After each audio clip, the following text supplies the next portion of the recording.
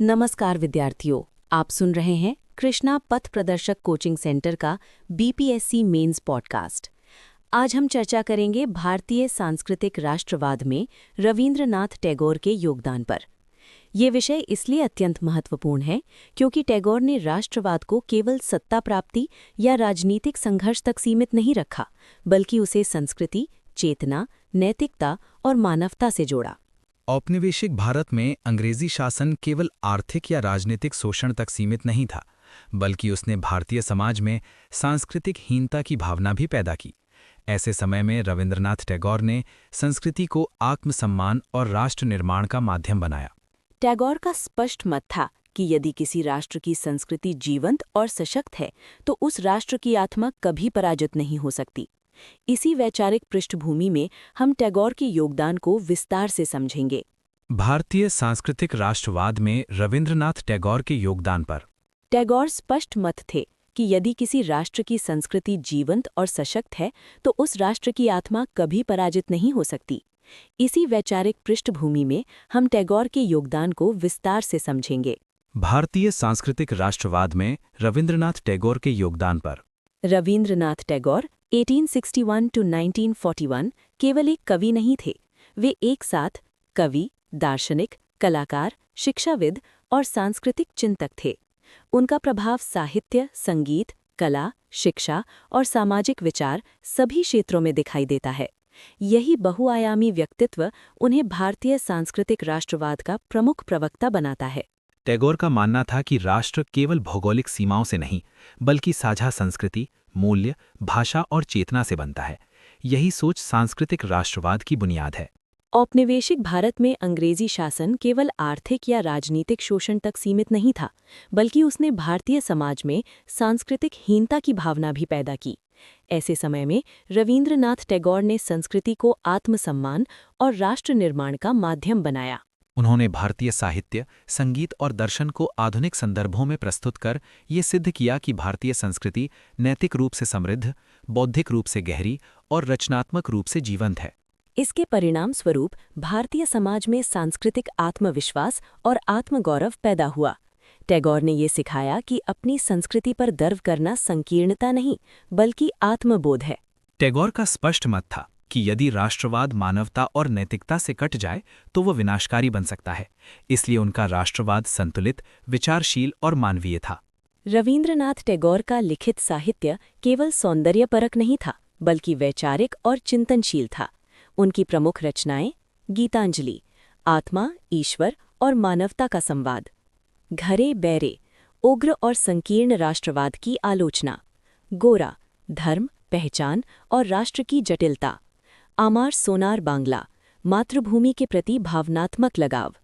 इन रचनाओं ने राष्ट्रवाद को नैतिक और सांस्कृतिक आधार प्रदान किया। रवींद्रनाथ ने 2000 से अधिक गीतों की रचना की, जिन्हें रवींद्र संगीत कहा जाता है।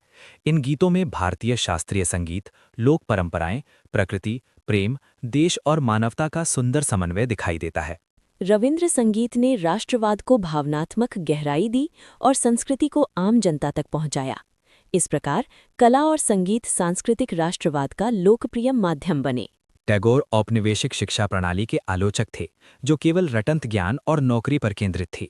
इसी कारण उन्होंने 1921 में विश्व भारती यूनिवर्सिटी की स्थापना की। इसके उद्देश्य थे भारतीय कला, दर्शन और संस्कृति आधारित शिक्षा, प्रकृति के साथ सीखने की प्रक्रिया, पूर्व और पश्चिम के बीच बौद्धिक संवाद। विश्व भारती शिक्षा को मानव केंद्रित और संस्कृति केंद्रित बनाती है। इसने भारतीय सांस्कृतिक राष्ट्रवाद को एक ठोस बौद्धिक आधार दिया। टैगोर पूर्व और पश्चिम के बीच बौद्धिक संवाद के पक्षधर थे। इसी कारण टैगोर संकीर्ण और आक्रामक राष्ट्रवाद के आलोचक थे। उनका राष्ट्रवाद समावेशी, नैतिक और सांस्कृतिक था। टैगोर ने भारतीय परंपराओं, उपनिषदों, लोक संस्कृति और प्रकृति केंद्रित दर्शन से प्रेरणा ली, लेकिन साथ ही उन्होंने सार्वभौमिक मानवता, वैश्विक सहयोग और अंतर सांस्कृतिक संवाद पर भी बल दिया। टैगोर मानवतावादी, स्त्री समानता और ग्रामीण उत्थान जैसे सामाजिक सुधारों को संस्कृति से जोड़ता है।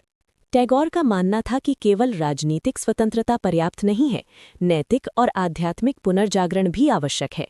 उन्होंने उपनिवेशवाद की आलोचना हिंसक आंदोलनों से नहीं, बल्कि विचार, संस्कृति और नैतिकता के माध्यम से की। टैगोर की विदेश यात्राओं ने भारत की सांस्कृतिक पहचान को विश्व मंच पर प्रस्तुत किया।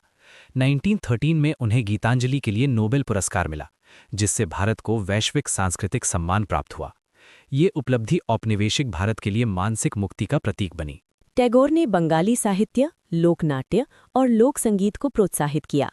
उन्होंने ये स्पष्ट किया कि भारत की विविधता उसकी कमजोरी नहीं, बल्कि उसकी सबसे बड़ी शक्ति है। टैगोर के सांस्कृतिक राष्ट्रवाद का प्रभाव भारतीय समाज पर गहरा और दीर्घकालिक रहा।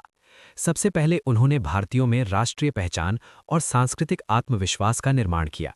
औपनिवेशिक मानसिक गुलामी को तोड़कर उन्होंने ये विश्वास जगाया कि भारतीय संस्कृति आत्मनिर्भर और सशक्त है। शिक्षा के क्षेत्र में विश्व भारती ने ये दिखाया कि भारतीय परंपरा और आधुनिक ज्ञान एक दूसरे के विरोधी नहीं, बल्कि पूरक हो सकते हैं। कला के क्षेत्र में संगीत, नाटक और चित्रकला का पुनर्जागरण हुआ, जिससे संस्कृति जीवंत और जनसुलभ बनी। नोबेल पुरस्कार के माध्यम से भारत को अंतर्राष्ट्रीय सांस्कृतिक पहचान और सम्मान मिला। टैगोर ने मानवतावाद, स्त्री समानता और ग्रामीण उत्थान जैसे सामाजिक सुधारों को संस्कृति से जोड़ा। अंततः स्वतंत्रता आंदोलन को उन्होंने नैतिक और बौद्धिक गहराई प्रदान की, ये बताते हुए कि स्वतंत्रता केवल सत्ता परिवर्तन नहीं, बल्कि मानसिक और सांस्कृतिक मुक्ति है। नोबेल पुरस्कार 1913 गीतांजलि।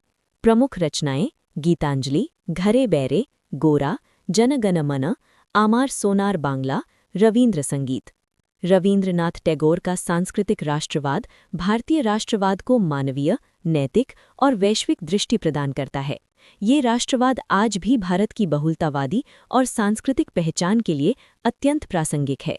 इसी के साथ आज का बीपीएससी मेंस पॉडकास्ट यहीं समाप्त होता है। जय हिंद।